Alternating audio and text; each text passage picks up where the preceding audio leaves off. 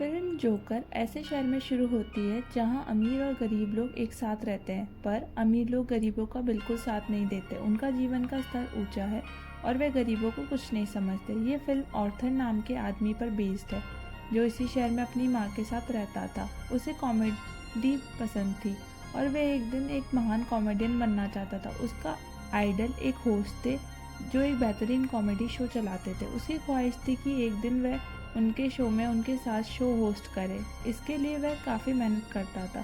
फिर ऑर्थर दिखाया गया है, जो एक कंपनी के विज्ञापन के लिए सड़क पर साइन बोर्ड लिए खड़ा होता है। कुछ शरारती लड़के वहां दिखाई देते हैं। वे उसे छेड़ने और उसका साइन बोर्ड चुराने के लिए उसके पीछे भाग जाते हैं। ऑर्थर एक जोकर के रूप में है। वह अपना साइन बोर्ड वापस लेने के लिए उन बच्चों के पीछे दौड़ता है, लेकिन वे बच्चे उसे दौड़ाते हैं और उस साइन बोर्ड को उसके चेहरे पर मार देते हैं, जिससे वो साइन बोर्ड टूट जाता है और फिर वो ऑर्थर को भी बहुत मारते हैं। निराश होकर वह सीधे अपने मालिक के पास जाता है। वह पूरी कहानी बताता है कि बच्चों ने उसके साथ क्या क्या किया, लेकिन उसका मालिक उसे ही डांटता है। वह कहता है, तुम होश में हो? बच्चे ऐसा कैसे कर सकते हैं तुम्हारे साथ? वह कहता है, मैं तुम्हारी सैलरी नहीं दूंगा। ऑर्थर का कॉन्फिडेंस कम है, इसलिए वह यहाँ उसके लिए कुछ नहीं बोल पाया। निराश होकर वह बाहर आता है। वह सोचता है, क्या मैं इतना बुरा हूँ कि मुझ पर विश्वास ही नहीं करा जा सके? उसके घर आकर वह नाचने लगा। यहाँ देखा गया है कि वो बॉडी से काफ़ी कमज़ोर होता है। अगले दिन ऑर्थर उन बच्चों के बारे में बताता है अपने कलीग को। उसका कलीग उसे कहता है, ये गलत हुआ, तुमने अपना ध्यान रखना चाहिए था। वह इसके साथ एक बंदूक देते हुए उसे कहता है, इसे अपने पास में रखो, ये तुम्हारे मुसीबत के लिए तुम्हारे काम आएगी। ऑर्थर इसे लेने से मना कर देता है, लेकिन वह आदमी ज़बरदस्ती उसे ये बंदूक दे देता है। फिर ऑर्थर अपने घर के लिए निकल जाता है। वह बस में होता है और उसके सामने एक बच्चा बैठा होता है। वह उसे हंसाने की कोशिश करता है। फिर वह लड़का ज़ोर ज़ोर से हंसने लगता है। इस पर उसकी माँ भड़क जाती है और वह ऑर्थर से कहती है, जाओ, हमें परेशान मत करो। लेकिन ऑर्थर इस पर हंसने लगता है। दरअसल बताया जाता है कि ऑर्थर को एक सीरियस साइकोलॉजिकल इश्यू होता है। वह अपनी हंसी पर काबू नहीं रख पाता और कहीं भी हंसने लगता है। बस में बैठकर वह उस महिला को एक कार्ड देता है जिसमें उसकी बीमारी की जानकारी लिखी होती है। अपने घर आकर वह अपनी दवाई लेने लगता है। दरअसल ये दवा एक्सपेंसिव थी, जबकि वह आर्थिक रूप से मजबूत नहीं था, इसलिए वह सरकारी मेडिकल स्टोर से ये ले आता था। एक दिन वह अपने सेक्रेटरिस्ट के पास जाता है और वह उससे कहती है, मुझे अपनी डायरी दिखाओ, तुम क्या क्या लिखते हो? डायरी खोलने पर उसे लिखा मिलता है कि मैं इतनी बुरी तरह मरना नहीं चाहता जितनी बुरी तरह मैंने अपनी ज़िंदगी गुजारी है। फिर ऑर्थर अपने घर जाता है और उसकी माँ उससे पूछती है, क्या तुम्हें थॉमस का भेजा हुआ कोई पत्र मिला है? ऑर्थर जवाब देता है, नहीं, आज भी नहीं। थॉमस को एक रिच बिजनेसमैन के रूप में दिखाया गया और लोग उससे बहुत डरते हैं। उसकी माँ उससे कहती है कि वह हमारा हाल जानकर हमारा साथ ज़रूर देगा। अगले दिन वो जब घर लौट रहा होता है तो रास्ते में उसे एक सिंगल मदर मिलती है। उसके साथ उसकी बेटी भी होती है। ऑर्थर उसे काफ़ी पसंद करने लगता है, लेकिन वह अपने घर लौट आता है। उसकी माँ यहाँ फिर उसी पत्र के बारे में पूछती है। ऑर्थर कहता है, वह हमारी मदद नहीं करेगा और आपका उससे क्या संबंध है? अगले दिन वो सिंगल लड़की ऑर्थर के घर आती है। वो उससे कहती है, मैं कब से नोट कर रही हूँ कि तुम मेरा पीछा कर रहे हो। ऑर्थर जवाब देता है, हाँ, तुम मुझे अच्छी लगती हो। इस पर वह लड़की हंसने लगती है। वे जल्दी उन दोनों में दोस्ती हो जाती है। ऑर्थर को फिर से एक मंच में कॉमेडियन की नौकरी का ऑफर मिलता है। ये बच्चों का अस्पताल है। जब ऑर्थर नाच रहा होता है वहाँ जाकर, तभी बंदूक उसकी जेब से गिर जाती है। सभी बच्चे डरे हुए हैं और स्टाफ सोचकर हैरान है, उसके पास ये बंदूक रखने का क्या कारण है? सब हैरान हो जाते हैं और उसे इस जॉब से निकाल भी दिया जाता है। वह अपने मालिक को बुलाता है और कहता है, ये सिर्फ एक टॉय गन है। उसका मालिक कहता है, झूठ मत बोलो, तुम्हारे कलीग ने मुझे सब बता दिया है कि तुमने खुद ये बंदूक उससे ले ली थी। ऑर्थर फिर ये सोचकर निराश हो जाता है कि उसके कलीग ने उसे ज़बरदस्ती ये बंदूक दी थी। तभी देखा जाता है कि ऑर्थर ट्रेन से अपने घर लौट रहा है। 3 बिजनेसमैन भी थे जो कि थॉमस के ही आदमी थे। वह ट्रेन में बैठी एक लड़की को परेशान कर रहे थे। ऑर्थर अपने मेंटल डिसऑर्डर के कारण हंसने लगता है और वे 3 आदमी सोचते हैं कि जैसे वह उन पर हंस रहा है। वो उसे इतना मारते हैं कि उसके मुंह से खून निकलने लगता है। ऑर्थर उन्हें अपने मुद्दे के बारे में बताने की कोशिश कर रहा था, लेकिन उनमें से कोई भी सुनने को तैयार नहीं था। गुस्सा होने पर ऑर्थर ने अपनी बंदूक निकालकर उन तीनों को मार डालता है।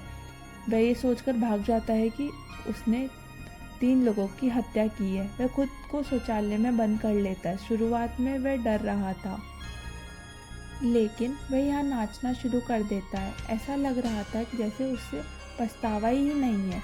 वह भी शांति में था। वो घर आकर टीवी में देखता है कि थॉमस वहाँ बात कर रहा है। वह बताता है कि जिन 3 लोगों की हत्या की गई थी वह मेरे आदमी थे और उन्हें एक जोकर ने मार डाला।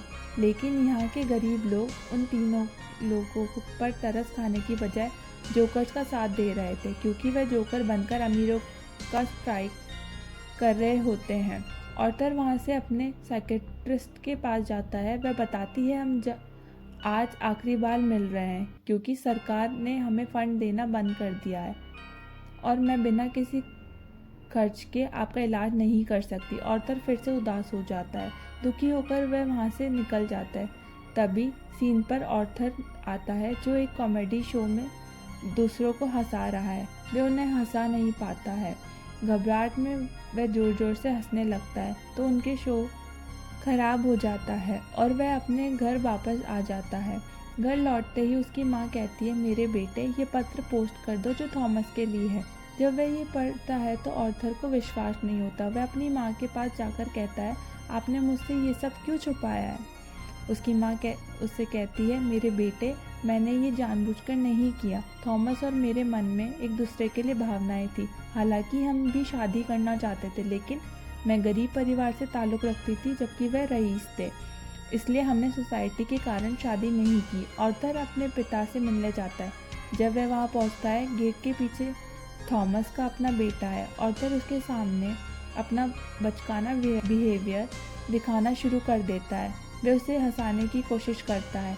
इस बीच थॉमस का बटलर वहाँ पहुँचता है। वह उस बच्चे से कहता है कि किसी स्ट्रेंजर से बात करना अच्छा नहीं होता और वह ऑर्थर को जाने के लिए कहता है। ऑर्थर कहता है, मैं सच्चाई का खुलासा कर ही जाऊंगा। मेरी माँ ने थॉमस के लिए 30 साल तक सेवा की है। वे एक दूसरे को पसंद करते थे और किसी और का नहीं, बल्कि मैं थॉमस का ही बेटा हूँ। बटलर उससे कहता है, तुम और तुम्हारी माँ दोनों पागल हो। उन्होंने ये कहानी खुद बनाई है। उन्हें थॉमस से कोई लेना देना नहीं है। ये सुनकर ऑर्थर को बुरा महसूस होता है और वह वहाँ से चला जाता है। उसके घर जाकर उसे पता चलता है कि उसकी माँ को अटैक आया होता है। उसे अस्पताल में शिफ्ट कर दिया गया है।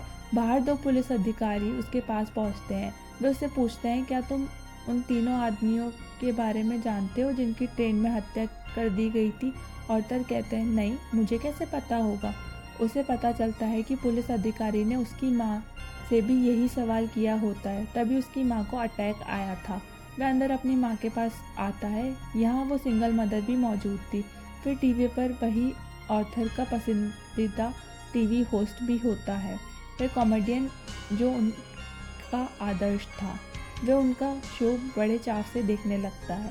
पहली नज़र में टीवी पर उसका ही चेहरा नज़र आता है। दरअसल ऑर्थर के आदर्श कॉमेडियन उसका मजाक उड़ा रहा होता है। जब ऑर्थर कॉमेडी शो में हंसी को कंट्रोल करने में असमर्थ था। इस तरह ऑर्थर ये सोचकर बुरी तरह हर्ट होता है कि मेरा आदर्श मेरा मजाक उड़ा रहा है। मुझे उनसे प्रेरणा मिली थी। उसे विश्वास ही नहीं हो रहा था। थॉमस घर आता है और टीवी पर न्यूज़ आ रही थी। उस शहर के हालात बहुत ख़राब हो गए हैं। गरीब लोग जोकर का मास्क पहने सड़क पर आ गए हैं और वह अमीर लोगों के खिलाफ विरोध कर रहे हैं। आपस में दुश्मनी बहुत बढ़ गई है और वह सभी थॉमस के विरोधी हैं। ये जानकर ऑर्थर काफ़ी खुश होता है। सभी जोकर बने हुए थे। उसे लगता है कि पहली बार उसके काम की तारीफ हुई है। जब जिस स्थान पर गरीब लोग विद्रोह कर रहे हैं और वह एक रंगमंच था, उस थिएटर में अमीर लोग फिल्म देख रहे थे। थॉमस भी वहाँ था। पुलिस उस दंगे को रोकने के लिए वहाँ पहुँचती है। उन्हें मना भी करती है। हर तरफ हंगामा हो जाता है। इसका फ़ायदा उठाते हुए ऑर्थर थिएटर के अंदर चला जाता है। वह रंगमंच के शौचालय में जाता है जहाँ थॉमस भी आया होता है। ऑर्थर उसके पास जाते समय आराम से कहता है, मैं तुम्हारा बेटा हूँ, याद है आप और मेरी माँ एक दूसरे के साथ जाते थे। थॉमस उससे कहता है, मैं इस नाम की किसी महिला को नहीं जानता, और वह उसे जोर से मुक्का मारता है जिससे उसकी नाक से खून बहने लगता है। ऑर्थर अपने घर लौटता है। एक समय के बाद उसे पुलिस अधिकारी का फ़ोन आता है। दरअसल वह ऑर्थर से पूछताछ करने चाहते थे उस दिन के बारे में जब वे 3 आदमी मर गए थे। ऑर्थर को ये भी पता चलता है कि उसके सबसे पसंदीदा कॉमेडियन ने भी उसे अपने शो में आमंत्रित किया है। दरअसल ऑर्थर के रूटीन कॉमेडी क्लिप जिसे उन्होंने अपने शो में प्ले किया था, इससे उनकी शो की पॉपुलैरिटी काफ़ी बढ़ गई थी क्योंकि लोग इसे पसंद करते थे। वह बेहद खुश है और वह वहाँ जाने की तैयारी करता है, लेकिन वह सोचता है कि थॉमस के बटलर ने भी बताया था कि मेरी माँ पागल है, इसलिए वह एक मेंटल हॉस्पिटल का दौरा करता है जहाँ उसकी माँ का इलाज किया गया था। वह उनसे अपनी माँ का रिकॉर्ड मांगता है। वह उस फाइल का रिकॉर्ड चुरा कर भाग जाता है। एक लिखित बयान था कि ऑर्थर की माँ किसी अन्य व्यक्ति के साथ संबंध में थी। वह उसे फिजिकली अब्यूज़ करता था। उस समय ऑर्थर के सिर पर चोट लग गई थी, इसलिए वह आज भी इस बीमारी का शिकार है। वह वहाँ से सीधे अपने दोस्त सिंगल मदर के पास चला जाता है। यहाँ पता चलता है कि वह मौजूद नहीं है, वह उनकी कल्पनाओं का हिस्सा थी। वह उसकी कल्पना करता था। ऑर्थर अपनी माँ के झूठ के कारण बहुत परेशान होता है। अस्पताल जाकर वो अपनी माँ को तकिए से गला दबाकर मार डालता है। घर में आकर उसे एक फ़ोटो मिली थी जिसके पीछे लिखा हुआ है कि मैं आपकी स्माइल को बहुत पसंद करता हूँ। ये थॉमस द्वारा कहा गया था और ये फ़ोटो उसकी माँ की थी। उसे यहाँ पता चलता है कि उसकी माँ झूठ नहीं बोल रही थी। वह अपना जोकर का मेकअप करना शुरू कर देता है। उदास होने के कारण वह अपने आसपास होने वाली घटनाओं के बारे में सोचता है और कहता है, ये क्या हो रहा है। तभी उसका वही कलीग वहाँ आ जाता है। वह कहता है, मैं तुम्हारी माँ की हाल ही में हत्या और ट्रेन में 3 लोगों की हत्या के बारे में पूछताछ करने आया हूँ। ऑर्थर सोचता है वो फिर से मेरा जीवन आराम करने आया है और यहाँ उसने अपने कलीग की बेरहमी से हत्या कर दी। इसके बाद ऑर्थर तैयार हो जाता है और जोकर की वेशभूषा पहन लेता है। अब वो अपने फेवरेट कॉमेडियन के शो में जाने की तैयारी कर रहा था। वह बहुत खुश है और वह रास्ते में नाचता हुआ जा रहा होता है। 2 पुलिस अधिकारी भी वहाँ पहुँच जाते हैं जो ट्रेन के हादसे का पता लगा रहे थे, लेकिन ऑर्थर भाग जाता है। वह दौड़ते हुए ट्रेन में चढ़ जाता है। वहाँ और भी कई लोग जोकर की पोशाक पहने हुए थे। पुलिस उसे कई लोगों के बीच में नहीं खोज सकती। मौका पाकर वह वहाँ से निकल जाता है और वह अपने पसंदीदा कॉमेडियन शो में जाता है। उसके सामने जाता है तो वह पूछता है, क्या आप भी जोकर लुक में हैं? क्या तुम भी अमीर लोगों के खिलाफ विद्रोह कर रहे हो? ऑर्थर उससे अनुरोध करता है कि आप लोगों को कुछ ना बताइए सिवाय इसके कि मैं एक साधारण जोकर हूँ। फिर उनका लाइव शो शुरू किया जाता है। उसे देखकर दर्शक खुश हो जाते हैं। वह इसकी तारीफ कर रहे हैं। ऑर्थर के पसंदीदा कॉमेडियन ने वहाँ उससे एक सवाल पूछा कि तुम जोकर का मेकअप करके यहाँ क्यों आए हो? जोकर जवाब देता है, मैं हमेशा खुश रहना चाहता था और मैं लोगों की खुशी बांटना चाहता था। लोगों ने मुझे इस लुक में पसंद किया तो मैंने ऐसे ही आना पसंद किया। या उन्होंने कुछ चौंकाने वाली बातें भी कही। वह इस लाइव शो में सभी को बताता है कि ट्रेन में मारे गए लोगों की हत्या मैंने ही की है। वह कहते हैं, मैंने इसे आपके सामने इसलिए बताया है क्योंकि अब तक बहुत से गरीब लोग मर चुके हैं। अमीर लोगों ने गरीब लोगों को बुरी तरह से मार डाला है। क्या किसी ने ध्यान दिया है? क्या किसी ने अमीरों के खिलाफ कोई आवाज़ उठाई? क्या मुझे बताइए कि क्या कोई पीड़ितों को याद करता है? अगर मैंने किसी अमीर आदमी को मारा है तो लोग आवाज़ क्यों उठा रहे हैं? क्या पूरी मानवता के लिए कई समानता नहीं है? अमीरों में कोई विशेषता है? वह कहता है समाज भ्रष्ट हो गया है। वो सिर्फ अपने बारे में सोचता है। अगर आपने भी मुझे इस शो में आमंत्रित किया है तो ये आपकी सहानुभूति बिल्कुल नहीं है। आपने इसलिए ही मुझे आमंत्रित किया है क्योंकि मेरे आने से आपके शो की रेटिंग बढ़ रही थी। लेकिन ऑर्थर के फेवरेट कॉमेडियन कहते हैं, ऐसा बिल्कुल नहीं है। ऑर्थर गुस्से में कहता है, क्या तुम अभी भी झूठ बोल रहे हो? वह सबके सामने अपनी बंदूक से फायर करता है। लोग डरे हुए हैं और बाहर की ओर भागने लगते हैं। लेकिन यहाँ ऑर्थर कॉन्फिडेंस से भरे नज़र आते हैं। उसे किसी का भी डर नहीं है। इस अपराध में पुलिस जोकर यानी ऑर्थर को पकड़ लेती है और पुलिस उसे वाहन में बिठाकर दूर ले जाने लगती है। लेकिन ऑर्थर देखता है कि रास्ते में उसका समर्थन करने वाले कई लोग थे। वह उसका समर्थन कर रहे थे। उनमें से कुछ एम्बुलेंस में मिलते हैं और वह इसी पुलिस की गाड़ी से तेज़ी से चलाते हुए टक्कर मार देते हैं। तो पुलिस की गाड़ी का एक्सीडेंट हो गया है और जोकर अब बाहर आ गया है। वह उन लोगों के साथ एकजुट होकर उसी कार पर खड़ा हो जाता है। सभी लोग उन्हें देख रहे थे और खुशी से उनकी तारीफ कर रहे थे। उसके मुंह और नाक में काफ़ी खून निकल आता, लेकिन वह खून से मुस्कुराता हुआ और हाथ फैलाकर हंसने लगता है। दरअसल ये एक ऐसी मुस्कान है जिसमें दर्द भी है और गम भी छुपा हुआ था और वह सबका आदर्श बन चुका था। वह इससे संतुष्ट था। अंत में लोग उसकी तारीफ कर रहे थे। दूसरी तरफ थॉमस का दृश्य दिखाया गया है जो अपनी मौजूदा पत्नी और बेटे के साथ इस शहर को छोड़कर जा रहे थे, लेकिन एक तरफ खड़ा एक जोकर अपनी बंदूक से फायरिंग करते हुए उन्हें मार डालता है, लेकिन वह उनके बेटे को नुकसान नहीं पहुंचाता। फिर स्थान बदलता है और साइकेट्रिस्ट के साथ ऑर्थर को देखा जाता है। वहाँ वो हंस रहा था। वह साइकेट्रिस्ट उससे कहती है, तुम बिन वजह क्यों हंसते रहते हो? ऑर्थर उससे कहता है कि तुम इस भावना को कभी नहीं समझ पाओगी। कहकर वह बाहर आ जाता है। उसके जूतों का सोल खून से भरा गया था। इसमें दिखाया गया है कि कैसे एक अच्छा व्यक्ति कातिल में बदल गया है। कहानी का लेसन ये है, अगर उसके साथ बुरा किया जाता है तो वो एक ना एक दिन बुरा बन ही जाता है। उसे इतना कष्ट और पीड़ा दी गई है कि उसके अंदर की जो फीलिंग है वो सारी ख़त्म हो गई है। अब वह पूरी तरह से अपनी लाइफ से संतुष्ट था और इस सीन पर ये फिल्म यहीं पूरी होती है। अगर आपको हमारा हिंदी एक्सप्लेनेशन अच्छा लगा हो तो आप हमारे चैनल को सब्सक्राइब करें। Thank you.